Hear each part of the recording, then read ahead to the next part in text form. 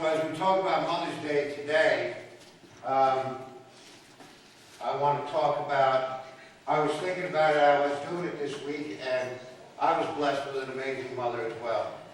She was a nurse for 42 years, and she raised me and survived. So she was a saint, believe me. But what about the relationship, and what can we learn from the relationship between Mary and Jesus? Can you imagine what it was like raising that kid? So what is it that we can look at in their relationship and being it? Because Mary appears throughout different parts in the Scripture, doesn't she? And even in the book of Acts, they talk about Mary being there. But after the second chapter of Luke, we don't hear anything about Joseph anymore, because he probably died. He probably passed away when Jesus was like 12 years old, just becoming a teenager, and Joseph passed away. But Mary was there to the finish, wasn't she? From start to finish. And when we see how she and Jesus related to one another, we can learn something. Not only do we learn about the humanity of Jesus, but we also see the example of how parents need to relate to their children, and how children, yes, children, have a responsibility to relate to their parents. So this morning, I'm going to look briefly at 3 snapshots with you, if you don't mind, from the gospel to give us some insight into Jesus' relationship with his mother Mary, and how that can help us and how it can help us in our relationship with our children. So the first thing I want you to see is that Jesus learned a lot from Mary. Now that may sound, okay, so what? That's simple, everything else. But we often get so distracted and so focused on the deity of Jesus that we sometimes forget that he was also fully human. He came into this world like every other baby, as a child, just like every other newborn baby everywhere comes into the world. He cried like all babies. He needed sleep like all babies. He needed to eat. He needed to be changed. Jesus had to learn to walk. He had to learn to talk and learn his letters and his numbers, and how to spell, and how to add and subtract, and how to read and write, and on and on and on. We need to remember that Jesus the toddler wasn't walking around the house saying, "Verily, verily, I say unto you, I need my afternoon snack." No. He was a child like all children. He grew up learning what toddlers need to learn, what all boys need to learn, and what all young men need to learn.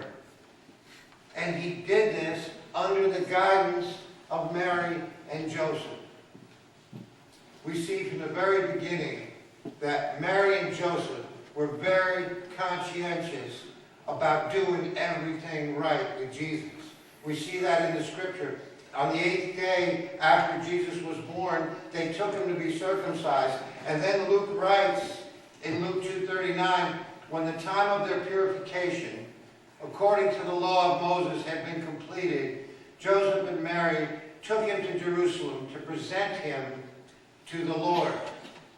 And then a little later in verse 39, that was 22 and 39, when Joseph and Mary had done everything required by the law, when they had done everything required by the law of the Lord, they returned to Galilee, to their own town of Nazareth. Now, if any child in the world could have been left to themselves, to make their own choices, right, for themselves, I would think that it would be Jesus, don't you? And yet, from the very beginning, Mary and Joseph were making sure that Jesus had a strong connection with his faith. Can you believe that? From the very beginning, they followed the rituals. They presented him at the temple, and as we'll see in a minute, they taught him even how to observe Passover, one of the most important festivals in the Jewish tradition. They knew that it was their responsibility to bring the child up in the way of the Lord. They knew that was their responsibility. I know, for me, I was writing and thinking about this week, and I'll never forget that responsibility of bringing your children up in the Lord. I started out in youth ministry. I started out in inner cities, working with inner city youth back in New York. And then I served in a church. And I'll never forget one conversation when I was there, and a student hadn't been in the group for a while, so I called to let him know that we missed him. You know, I was just checking in. He wasn't home. So I talked to his mother. And as I was thinking about it, I can remember his mother saying, I was talking to him, you know, tell David that we've missed him. We hope he comes back again soon. And I remember her saying, well, we'll see. He hasn't felt like going to church lately, and I'm not going to make him do anything that he doesn't want to do. Yeah, you heard me right. That's what she said. She said she's not going to make her teenage son do anything that he doesn't want to do. So as I swallowed the blood coming from my tongue as I bit it, I didn't say what I was thinking. Instead, I said, I understand, okay? But listen, we also have a concert coming up this Thursday night. If David wants to come, we have extra tickets. Said, okay, we'll see. I'll see what he has planned. And then, oh wait, Thursday night, that's martial arts. He can't go to that concert. So I could not resist asking, well, if he wants to go to the concert instead of martial arts, can he do that? And I distinctly remember her saying, no, I don't think so. You see, we pay for martial arts, so he can't miss that. You know, every youth pastor in the world has at least a few similar stories, and it's frustrating. Right, Nate? No comment. No comment. Parents, moms, don't forget that you have more influence in your children's lives than anyone, and you have far more influence than you even realize. Far more than you realize. You need to be the voice that helps your children connect to the best decision they can possibly make. Make sure that you don't just settle for providing for them. Make sure they have an opportunity to learn from you, like Jesus did from Mary. So we fast forward a few years, and we see that Jesus, Mary, and Joseph are in Jerusalem with a large group of people from their community, friends and relatives, a few days' journey from Nazareth. They're on their way home on the second day of the return journey, and Mary and Joseph realized all of a sudden that Jesus was not with the group. So they panicked. They went back to Jerusalem, and they spent 3 days looking for him. Finally, they found him in the temple, as you know, if you've heard or read the story. And he's sitting amongst the teachers, the rabbis in the temple, listening to them, and he's asking questions about the faith. So now, at first, that might sound like Mary and Joseph were pretty irresponsible parents. What? How do you lose your kid in a crowd like that, right? And then wait 3 days to go back. But that's not the case. Because you see, typically in those days, in that culture, the groups traveled together. But women and men traveled in separate groups. So it's no doubt that Joseph thought that Jesus was with Mary, and Mary probably thought that Jesus was with Joseph.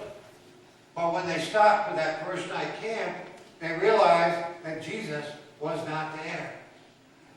And when they found him in the temple 3 days later, Luke, the writer of this gospel, says that he was listening and asking questions.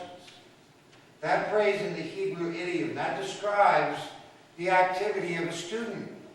In other words, he was in the temple learning. He was in the temple learning. And Mary says to Jesus, "Kid, why have you treated us this way? We were worried." And Jesus says to Mary, "Why are you searching for me? Why are you looking for me? Don't you know that I be in my Father's house? Now keep in mind for a minute here that a 12-year-old Jewish boy in the first century, okay, is not the same as a 12-year-old American kid in the 21st century. There's a big difference. At the age of 12, Jesus was only 1 year away from being held fully accountable as a man. So he was turning the corner for a new stage of independence, being prepared to take on that responsibility. Every parent here, every parent everywhere needs to learn at some point that there comes a time when we have to loosen our grip on our kids, on our child with an open hand. Do you remember the first time your child walked down the street without holding your hand? You didn't hold their hand. Do you remember how difficult that was? I can remember that with my son. Or the first time that they went somewhere by themselves. Or the first time that they drove a car. We can't be helicopter parents forever. At some point, we have to let our sons and our daughters take the first steps toward independence. There are a couple of things about this story that I just want to notice. I don't want to just breeze right over. Luke writes about those who were with Jesus in the temple. And listen to what he says. Everyone who heard him was amazed at his understanding and his answers. What must that have been like, Score. One for Mary and Joseph. This kid knows his stuff. Shows the kind of environment that Jesus was raised in and the teaching that he received.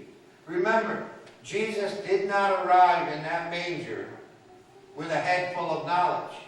Okay? Everything Jesus knew while he was here on earth, he learned while he was here on earth.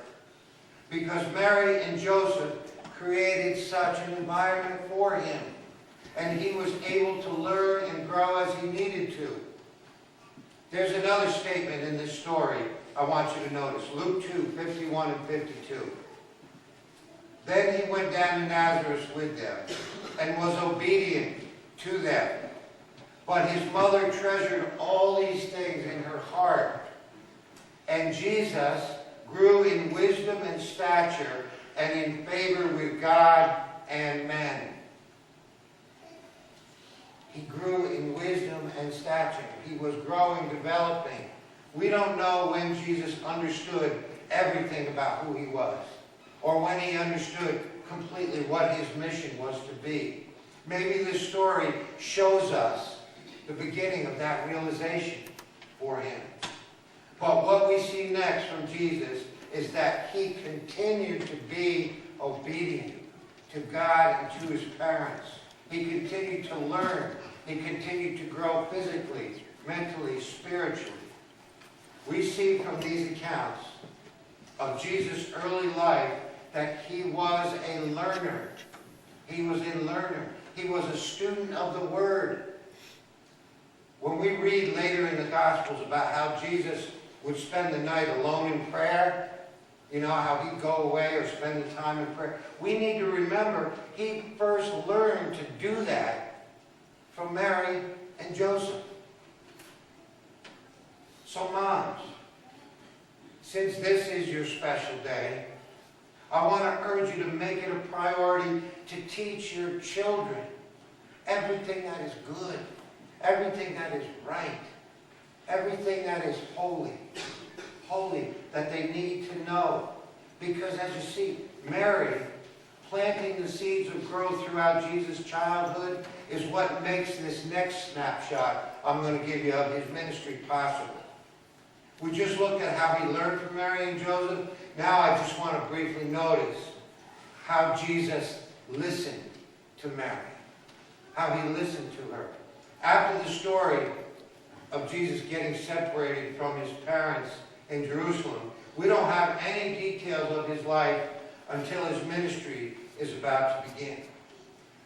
There is an 18-year period of silence. I have a friend one time was talking, he's actually Jewish, and he said, well, if she's anything like my mom, he was probably grounded until he was 33. It's more likely that when he was a teenager, Joseph died, and Jesus was left to take on the responsibility of providing for the family. Maybe he spent those years caring for Mary, taking care of Mary and his younger brothers and sisters, until that time came when it was right for him to begin his public ministry. But the ministry of Jesus, it begins when John baptizes him in the Jordan River. And he then spends 40 days in the desert, being tempted by the devil. When he comes back to Nazareth after that, he attracts his very first followers. There are 5 of them following Jesus. And they show up for a wedding at Cana in Galilee. And Cana is a very small town just near Nazareth. And I don't know, but maybe it was because there was 5 uninvited guests that were added to the mix, or maybe for another reason. But all of a sudden, the wedding feast there, and the wine runs out. The wedding feast looks like it's over. And we might consider that a small thing, something to laugh about, like, hey folks, you drank us out of house and home, no more wine, you're going to have to switch to water, okay? But in the first century Jewish culture, this would have been like a dark cloud or an insult on the family providing the party. It would have been socially embarrassing, and it would have been not embarrassing just to the host family, but it would have been like a scar on that wedding, on that union. So Mary comes to Jesus and says, they've run out of wine. And Jesus, so often when we read this, his response sounds harsh because we hear it in our own language. In the language that Jesus spoke of, his response is appropriate. It's respectful. He is simply saying, in effect, what does that have to do with me?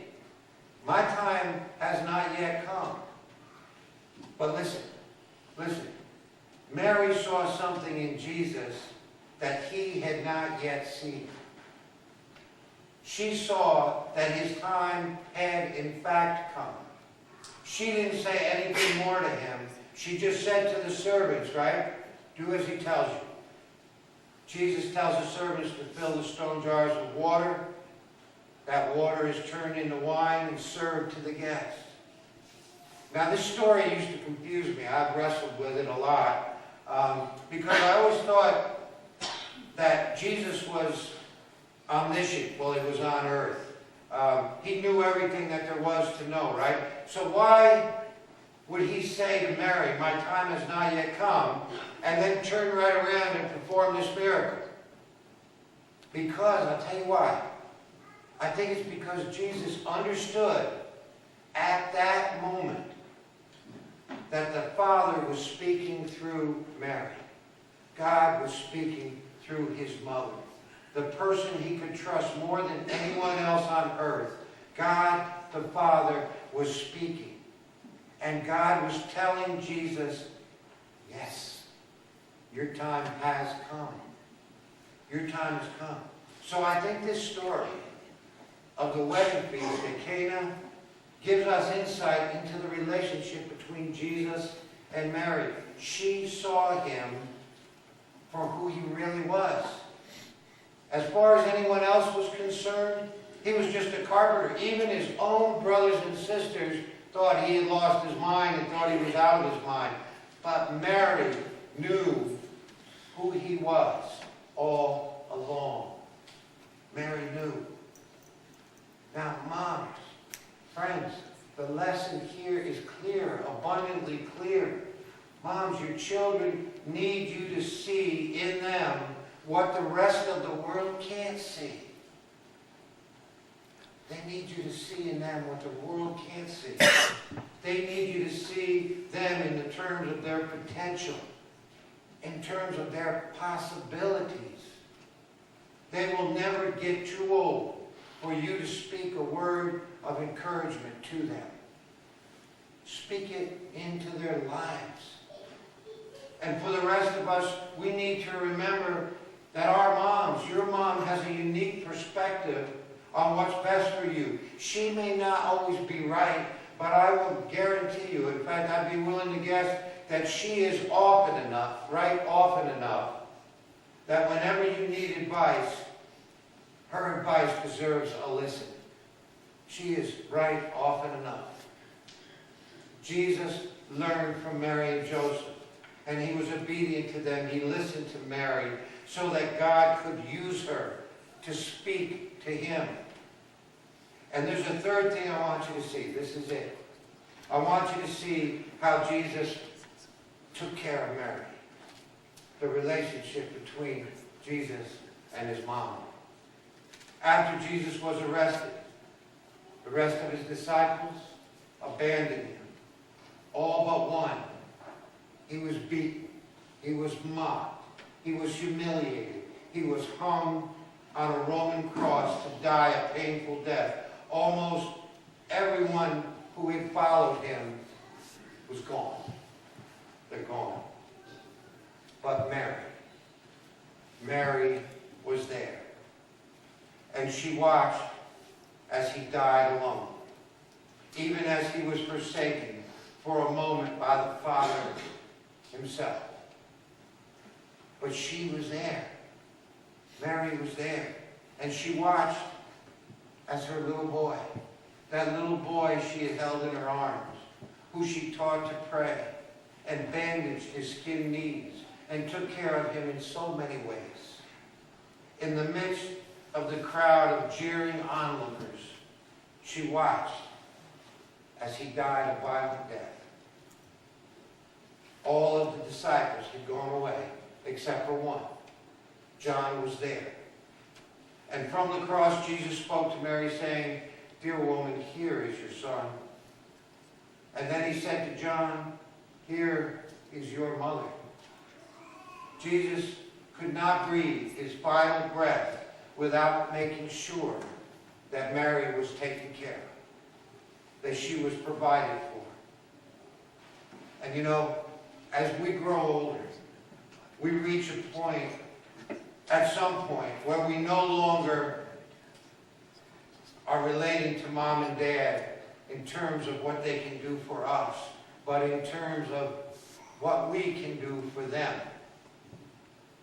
The earlier that you can turn this relational corner with your parents, the better. The stronger, emotionally, and the healthier you will be. Because the balance you owe your parents, I can tell you, will never be paid in full. Will never be paid in full. But you need to pay what you can. Part of growing up, whether you're a teenager or whether you're in your 20s, 30s, 40s, or etc., is that your relationship with your parents, specifically with your mom, is no longer taken for granted. We take them for granted when we are young because we don't know any better. We don't recognize their true worth, their true value. Even those who have fallen short had some kind of influence on us. But once you've grown up, at whatever age that may happen, we need to look out for them in the same way that they looked out for us. We need to look out for them. When John baptized Jesus, the heaven opened up and a voice said, "This is my son, who I love. In him I am well pleased." At that point, Jesus had done nothing Messiah-like. As far as we know, he had healed no one, performed no miracles. Maybe he had never even preached a sermon. All Jesus had done at that point was to be a good son, a good brother, a hard worker, and a faithful Jew. With this, God was pleased. With this, God was pleased. I would say that the same is true for you and I. God is well pleased when we honor our relationship with the parents that God gave us, that God put us in and birthed us into this world, sons and daughters. I am challenging you today to be like Jesus in that regard. Never stop learning all that you can from your parents. You can learn. Yes, sometimes it's negative. Sometimes you learn that you can make it on your own with your Lord. But learn from your parents, and the healthy ones give thanks to God for the parents that take that responsibility seriously to teach you and love you and show you those directions and introduce you to the Lord. Never, ever stop listening to what, and never stop looking out for them. Never stop. Moms, I just want to say as we close, congratulations today for this special day. Thank you for the role that you played in the lives of your children. I have watched and observed many of you. And I know your children and have seen your children. Well done. Well done, good and faithful servants. You have done well. Keep up the good work. Today I want to remind you that this role of yours never ends. It doesn't stop. Your children will never stop needing you. Never. Even though sometimes they may very well give you the impression that they don't need you. They need you. Okay? They will never stop needing you. So today, I want to encourage you to never stop giving them that example to follow. Never stop seeing your children in terms of their potential, of the possibilities, and never stop needing them. Love them as gifts from the Father. And children, take your responsibility to love and care and listen to your parents. And then my prayer today is that we all may learn to build our relationships with one another on a foundation of honor, on a foundation of love, and on a foundation of respect for our parents and for one another. I pray it will be so in Jesus' name. Amen.